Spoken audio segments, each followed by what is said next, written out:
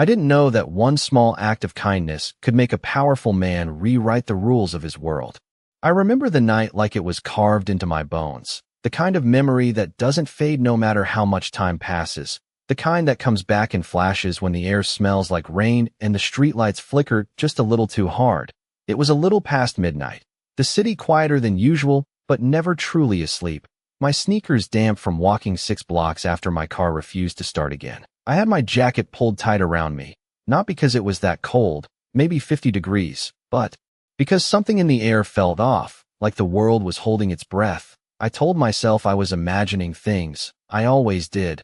That's what you learn when you grow up with less. You learn to keep moving, not to question every shadow, not to get involved. But that night, I did the exact opposite. I heard something first, not a scream, not anything dramatic, just a sound that didn't belong. A quiet shift behind the alley near the old bakery that closed 2 years ago, and I should have kept walking. Any smart person would have, but I didn't. I slowed down, then stopped, my heart picking up for no clear reason.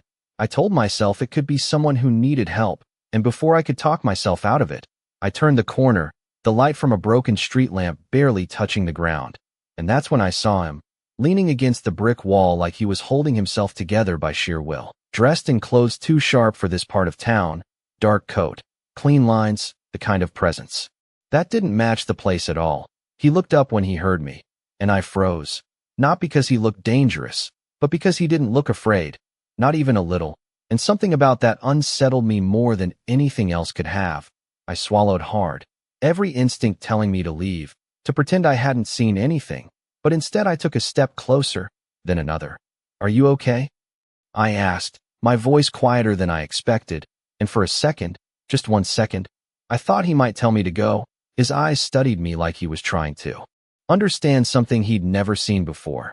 And then he said nothing, which somehow felt heavier than words. I noticed the way he held his side, the tension in his shoulders, the controlled breathing, not panic, not weakness, just restraint, like whatever he was dealing with, he refused to let it show. I pulled my jacket tighter and stepped closer anyway, ignoring the way my pulse hammered in my ears. "You shouldn't stay out here," I added, softer this time, and I don't know why I said it. Maybe because he looked like someone who had never been told what he should or shouldn't do, and maybe that's exactly why I said it. He let out a slow breath, almost like a quiet laugh without the sound, and for the first time, I saw something shift in his expression, not softness, not exactly, but something close to it, something human. And that was the moment everything changed, not because of what he did, but because I didn't walk away. I didn't run. I stayed, and I offered help to a man I didn't understand, a man who carried a world I couldn't see yet, and I had no idea that in that single choice, I had just stepped into a story that would rewrite mine completely. I should have been afraid. That is what people always say when they hear the story, that I should have turned around and walked away the second I saw him standing there like a shadow that did not belong to this street. But fear did not come the way it was supposed to. It came slower, quieter, like a whisper I could ignore if I kept moving forward. So I stepped closer until I was only a few feet away, close enough to see the details I had missed before. The way his coat was tailored perfectly, the kind of fabric you only see in high-end stores downtown, the faint scent of something expensive that did not match the cracked pavement under our feet, and his eyes, steady, sharp, watching me like he was measuring every word I had not even said yet. I swallowed and forced my voice to stay calm. "There is a clinic 2 blocks from here. It is still open this late. I can walk you there." I do not know why I offered. Maybe because he looked like someone who had never asked for help in his life, and maybe because I knew what it felt like to need it anyway. He did not answer right away, just kept looking at me, and for a second I thought I had made a mistake, that I had crossed into something I did not understand. But then he shifted slightly, just enough to tell me he was listening, just enough to tell me he was considering it. "You should go home," he said finally, his voice low, controlled, not harsh but firm, like he was used to being obeyed. And something in me almost turned around and left like he expected, but I stayed. I shook my head slowly. "Not until I know you are okay," I replied, and I saw it again, that small change in his expression, like I had said something unexpected, like I had broken a pattern he relied on. The silence stretched between us, filled only by the distant hum of traffic and the soft buzz of the broken streetlight above. And then he let out a breath, slower this time, and nodded once, barely, like it cost him something to agree. So I stepped closer and offered my arm, not thinking about how strange it was, not thinking about who he might be, just acting on instinct. He hesitated for a fraction of a second before taking it, his grip steady but careful, like he was aware of his own strength, and together we started walking, each step slow at first, then more certain. The city stretching around us in quiet lines of light and shadow. I kept glancing at him, trying to understand, trying to place him in a world that made sense, but nothing about him fit. Not the way he carried himself, not the way people we passed instinctively moved aside without even realizing why, like they felt something they could not name. And that was when it hit me, not fear exactly, but awareness, the kind that settles in your chest and refuses to leave. This man was not just someone who needed help. He was someone who changed the air around him, someone who made the world adjust, and yet he was walking beside me, letting me guide him like it was the most natural thing in the world. Emily, I said quietly, not sure why I felt the need to introduce myself. Maybe because I needed to remind myself that I was still just me, still the same person who had turned that corner a few minutes ago. He looked at me again, and this time there was something different in his gaze, something almost curious. Adrian, he replied, and the way he said it made the name feel heavier than it should have, like it carried something behind it, something I did not understand yet, but would, sooner than I ever wanted to, and I did not know it then. But that was the moment everything shifted again, because the second he said his name, he stopped being a stranger, and I became someone he would not forget. The clinic sat at the corner of a quiet street, its neon sign flickering just enough to make it feel like it existed between two worlds, one foot in the ordinary and the other somewhere I could not quite reach. I pushed the glass door open with my shoulder, the bell chiming softly above us, and for a moment the warmth inside wrapped around me like a shield, like everything was normal again, like the man beside me was just another stranger who needed help. But that illusion did not last long. I guided Adrian toward one of the chairs near the wall, my hand still lightly supporting his arm, and when he sat down, it was not with weakness, it was controlled, deliberate, like even now he refused to let the world see anything he did not choose to show. Stay here, I said quietly, already turning toward the front desk where the night nurse looked up from her paperwork, her expression shifting from boredom to alert curiosity the second she saw us. I explained quickly, keeping my voice steady, giving just enough detail without asking questions I was not sure I wanted answers to. She nodded and moved with practiced efficiency, calling for assistance, preparing the small room down the hall, everything suddenly moving faster, more focused, and when I turned back to Adrian, I found him watching me again, that same unreadable intensity in his eyes, like I had become something he was trying to understand, not just a person passing through his night. They will take care of you, I said, softer this time, and for the first time since I had found him, I considered leaving, stepping back into my own life before it changed in ways I could not control, but my feet did not move. I stayed where I was, arms crossed loosely, pretending I was not waiting, pretending I was not invested. The nurse returned with a second staff member, guiding him toward the hallway, and he stood without hesitation, his posture straightening as if the brief moment of vulnerability had already been erased. But just before he followed them, he paused, turned his head slightly toward me, and said my name, Emily. Not a question, not even a call, just a statement, like he was confirming something to himself, like he was making sure it stayed with him. I felt a strange pull in my chest at the way he said it, like it mattered more than it should. You should go home, he added, his tone calmer now, almost gentle in a way that did not match the man I had met in that alley. And this time, I hesitated, because leaving felt different now, heavier, like I was walking away from something unfinished, but I nodded anyway, forcing a small smile that did not quite reach my eyes. Take care of yourself, I replied, and then I turned before I could change my mind, before I could ask questions that would only pull me deeper into whatever world he came from. The night air hit me again as I stepped outside, cooler now, sharper, like it was reminding me where I belonged. I walked home the rest of the way in silence, the city returning to its usual rhythm around me. But something inside me had shifted, something I could not explain, And for the next few days, I told myself it was over, that I had helped a stranger and moved on, that it was nothing more than that. But then small things began to change, subtle at first, almost easy to ignore. A broken light in my apartment building suddenly fixed. A job application I had nearly forgotten about turning into an unexpected interview. A feeling that I was being watched, not in a way that scared me, but in a way that made me aware, like someone was paying attention from just out of sight. And I kept telling myself it was coincidence, that life sometimes shifted like that, that good things could happen without a reason. But deep down, I knew better, because I remembered the way he had looked at me, the way he had said my name, and I realized that night had not ended when I walked away from that clinic. It had only just begun. The changes did not come all at once. They arrived quietly, almost politely, like the world was adjusting itself in small, careful ways so I would not notice too quickly. But I did notice. I always notice things like that. The way my landlord suddenly stopped leaving warnings on my door about late payments. The way the coffee shop down the street remembered my order after just one visit. The way my phone rang 2 days after that night with an offer for an interview I had barely qualified for.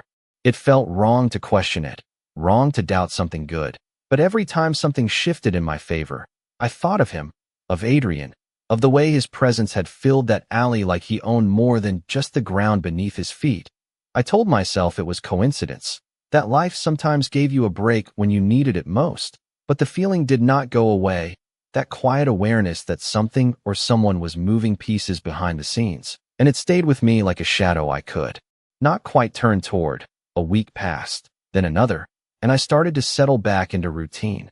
Early mornings, long shifts, the kind of life that leaves no room for mystery. But even routine began to feel different, safer somehow, like the edges of my world had been softened without explanation, until one afternoon everything shifted again.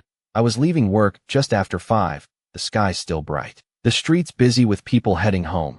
And for the first time since that night, I saw him. Again, not directly at first, just a glimpse across the street, a figure standing still while everything around him moved. Tall, composed, unmistakable even from a distance. My breath caught before I could stop it. And I told myself I was imagining things, that it could not be him. Not here, not now. But then he turned slightly, just enough for me to see his face, and there was no mistaking it. Adrian. Exactly as I remembered, only now there was nothing uncertain about him. No trace of the man I had found leaning against a brick wall.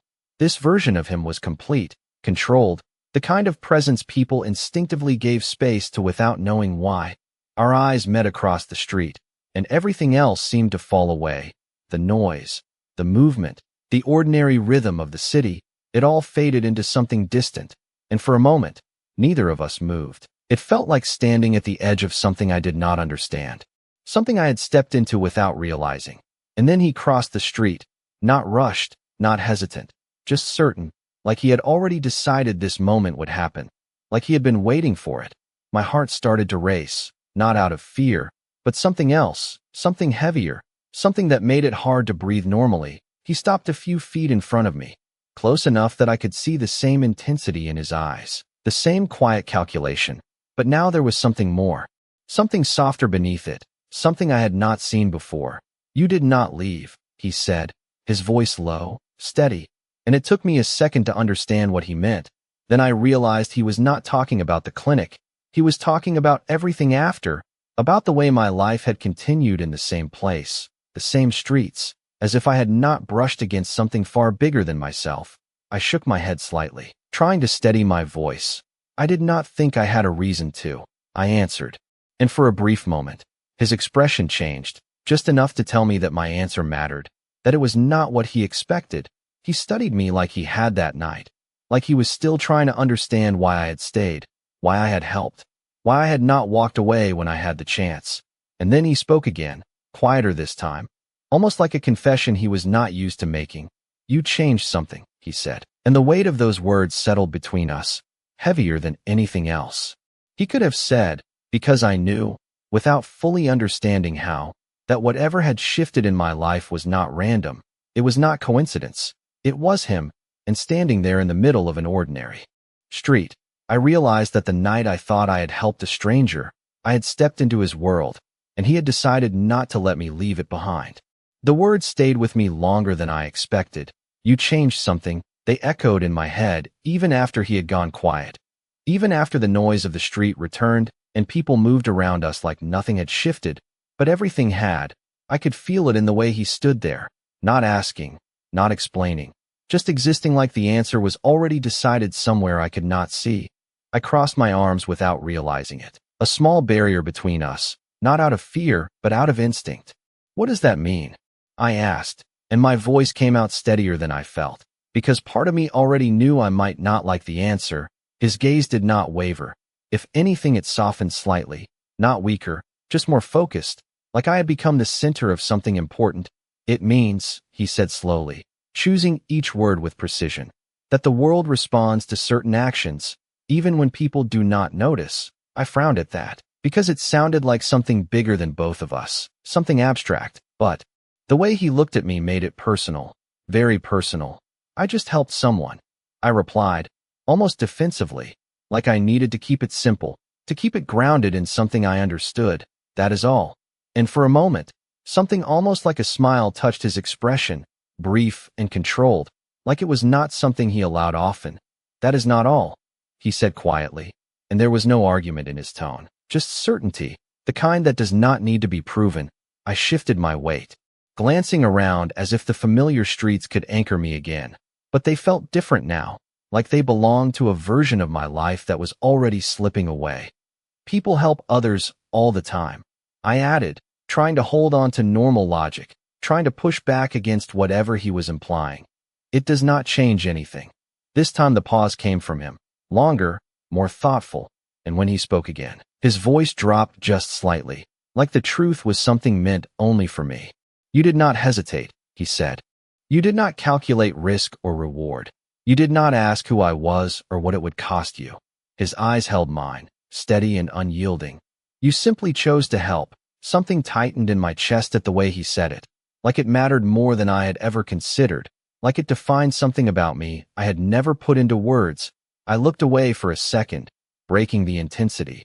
That does not make me special, I said, quieter now, and I meant it. I had never thought of myself that way, never. Needed to, but when I looked back at him, the way he was watching me made it clear he disagreed, completely.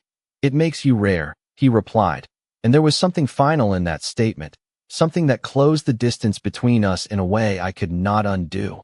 A silence settled again, but this time it was different, heavier, filled with things unsaid, questions I was not sure I wanted answered.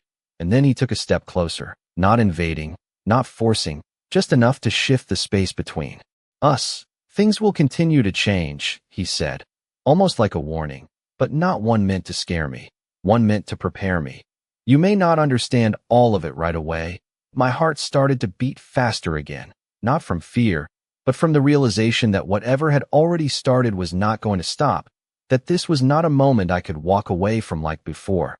And you are behind it? I asked, the question slipping out before I could stop it, and for the first time, he did not answer immediately. His gaze held mine for a long second, and then he said, simply, I am part of it, which somehow felt more honest than anything else he could have said. The air between us shifted again, quieter now, more certain, and I realized that this was no longer about coincidence or chance. This was about choice, his choice. And somehow, without asking for it, I had become part of it too. The way he said it stayed with me long after the words faded. I am part of it, not the whole, not everything, just part. And somehow that made it more unsettling, because it meant there were things beyond him, things moving in ways I could not see or understand. I exhaled slowly, trying to steady myself, trying to hold on to something familiar. I did not ask for any of this, I said, and it came out quieter than I intended, not angry, not accusing, just honest, because that was the truth. I had not asked for my life to shift, for doors to open without explanation, for the sense that someone was quietly rearranging the world around me. His expression did not change much, but there was something in his eyes, something that almost looked like acknowledgement, like he understood that truth even if he was the reason behind it. I know, he replied, and his voice carried a weight that made it clear he did not take that lightly, that whatever he had set in motion was not careless, not random, it was intentional, every part of it. I shook my head slightly, a small movement that carried more resistance than I expected. Then why? I asked. And this time there was no hesitation in the question, because I needed to understand, needed to know why someone like him would involve himself in the life of someone like me. He studied me again, that same careful attention, like he was deciding how much to reveal, how much I was ready to hear. And when he finally spoke, his voice was lower, steadier, like the answer mattered more than anything else he had said so far. Because you did not walk away, he said, simple, direct, but the meaning behind it felt anything but simple. I blinked, the words sinking in slowly. That is it? I asked, almost disbelieving, because it sounded too small, too insignificant to explain everything that had happened since that night. But he did not waver. That is everything, he replied, and the certainty in his tone made it impossible to dismiss.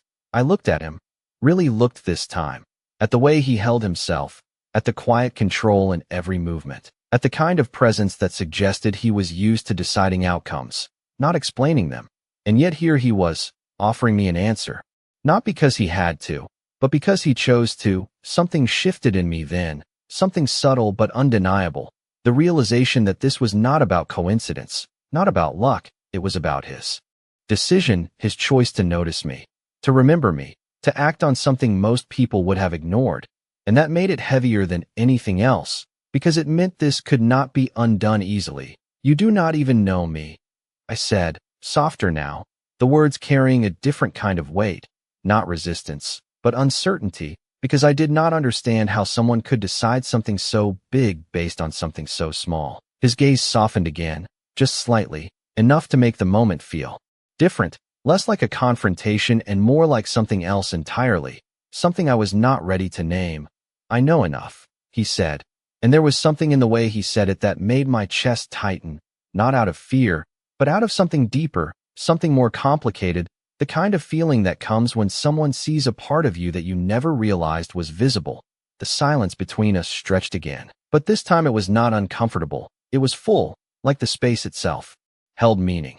And then he took a step back, creating distance without breaking the connection entirely. You should go home, he said again, but this time it sounded different, not like a dismissal, not like a command, but like a quiet promise that this was not the end of whatever had started between us.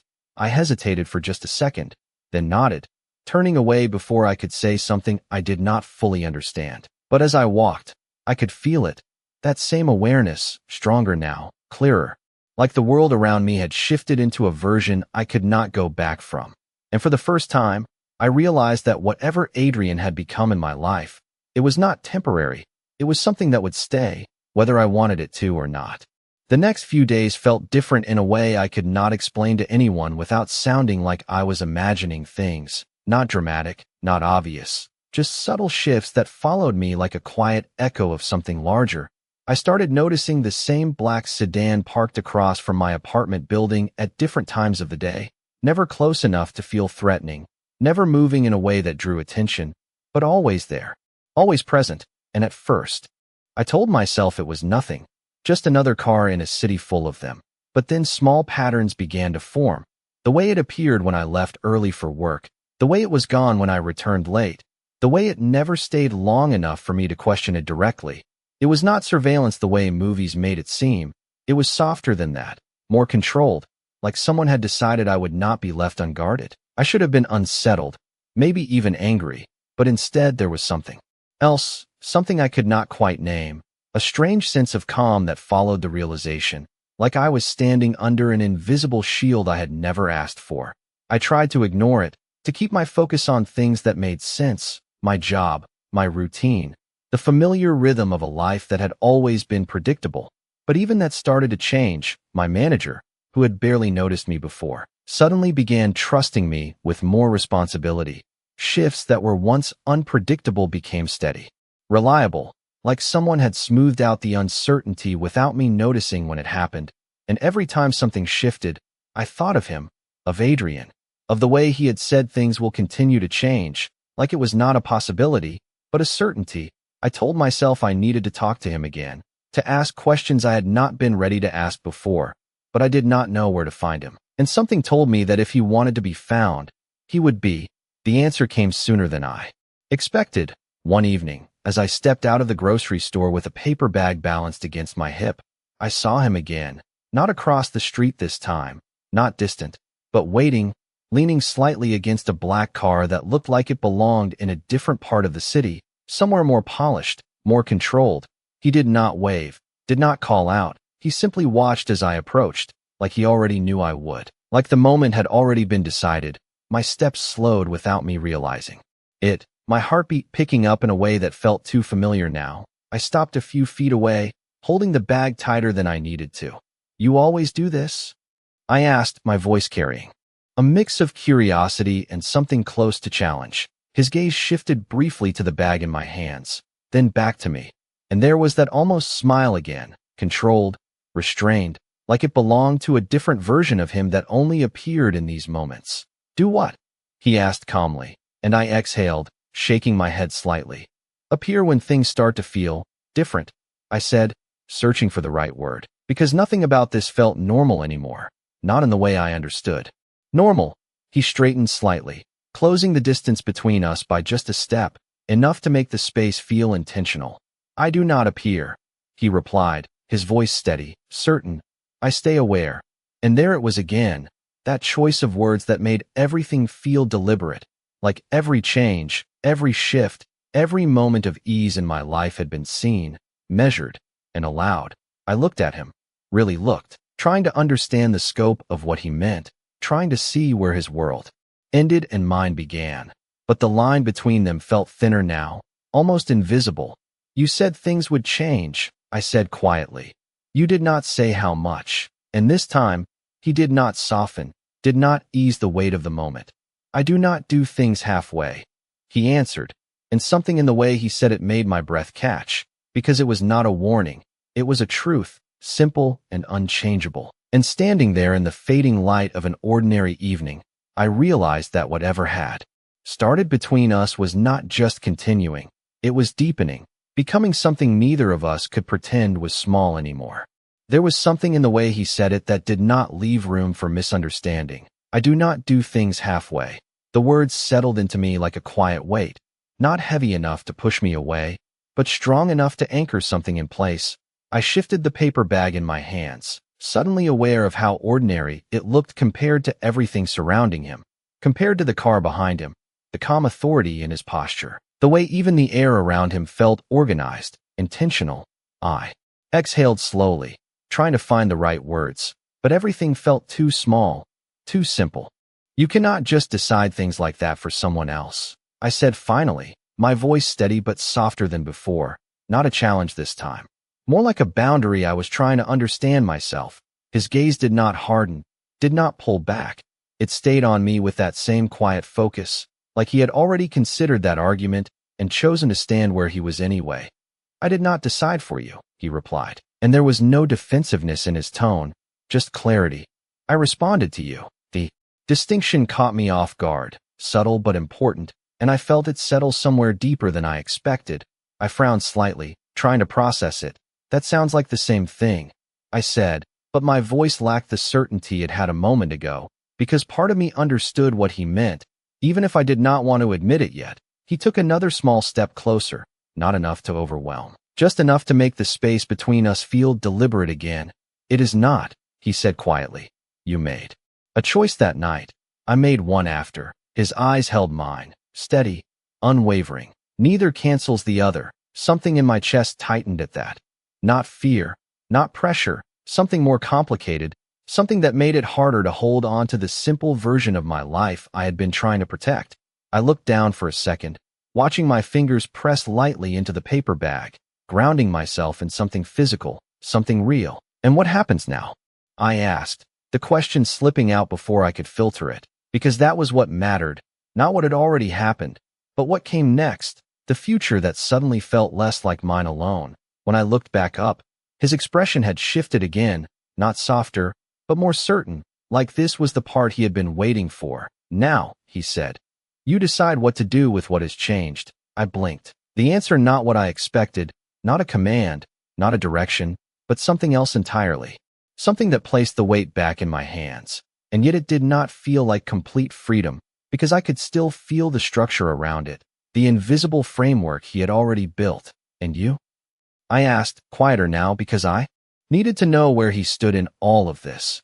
Needed to understand if this was something he would step away from if I chose to, or if it was already too late for that. His gaze did not waver, not even for a second. I do not step back from what matters, he answered, and the words landed differently than everything else. Not heavy, not overwhelming, just clear, like a line drawn without force. I held his gaze, feeling the weight of that statement settle into the space between us, and for the first time, I realized that this was not just about changes in my life, not just about opportunities or protection or anything tangible. It was about presence, his presence, constant, intentional, and somehow tied to me in a way I had not agreed to but could not ignore. The world around us continued as if nothing had shifted, cars passing, people walking by, voices blending into the background. But inside that moment, everything felt still, focused, like we were standing in a space that belonged only to us. And I understood then, not fully, not completely, but enough to know that whatever came next would not be simple. It would not be small, and it would not be something I could pretend was just coincidence anymore. Because Adrian was not just part of what was happening. He was choosing to stay in it. And whether I stepped forward or not, he had already decided that I mattered. For a moment, neither of us moved, the city continuing around us like nothing had shifted. But inside that space, everything felt different, heavier, clearer, like a line had been drawn without either of us saying it out loud. I tightened my grip on the paper bag, feeling the edges press into my palms, grounding myself in something simple, something that still belonged to the life I understood. You make it sound easy, I said quietly, not looking away this time, because I needed him to hear it. Needed him to understand that whatever he saw in me, whatever he had decided, it was not something I could just accept without question. His expression did not change, but his attention sharpened, like he was listening more carefully now, not just to my words, but to everything behind them. It is not easy, he replied, calm and steady. It is clear. The difference between those two words settled into me slowly, and I realized that was how he saw the world, not through hesitation or doubt, but through certainty, through decisions that once made were not revisited. And that kind of clarity was something I had never had. My life had always been about adjusting, about adapting, about finding balance in uncertainty. I let out a small breath, shaking my head slightly. My life was simple before that night, I said, softer now, not accusing, just stating something I was only now beginning to understand. Not easy, but simple. His gaze did not leave mine, but something in it shifted again, something quieter, almost thoughtful, like he was considering that truth in a way he had not before. Simple does not always mean safe, he said, and there was no edge to it, no challenge. Just a statement that felt like it came from experience, from a world I had only just started to glimpse. I looked at him for a long second, trying to see beyond what was in front of me, trying to understand the weight behind his words.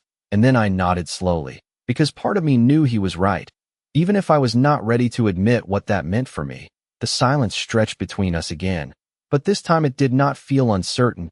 It felt like a pause before something inevitable. And then he reached into his coat, the movement smooth, unhurried, pulling out a small card, clean, minimal, nothing flashy about it.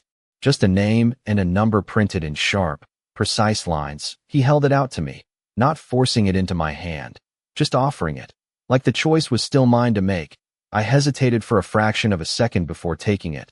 The paper smoothed between my fingers, heavier than it should have been for something so simple. If things change again, he said quietly, and they will, you will not have to face it alone. I looked down at the card, then back up at him, and something in my chest tightened, not from fear, but from the realization that this was not a temporary moment, not a passing connection. It was something that would remain, something that had already begun to shape the edges of my life in ways I could not ignore.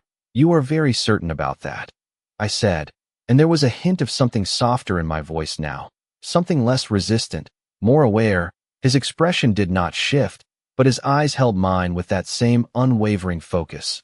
I do not leave things that matter to chance, he replied, and there it was again, that clarity, that certainty that defined everything about him. I held his gaze for another second, then nodded slowly, not fully agreeing, not fully accepting, but no longer denying what was in front of me either. And as I turned to leave, the city felt different again, not smaller, not controlled, but connected in a way it had never been before, like every step I took carried something unseen alongside it.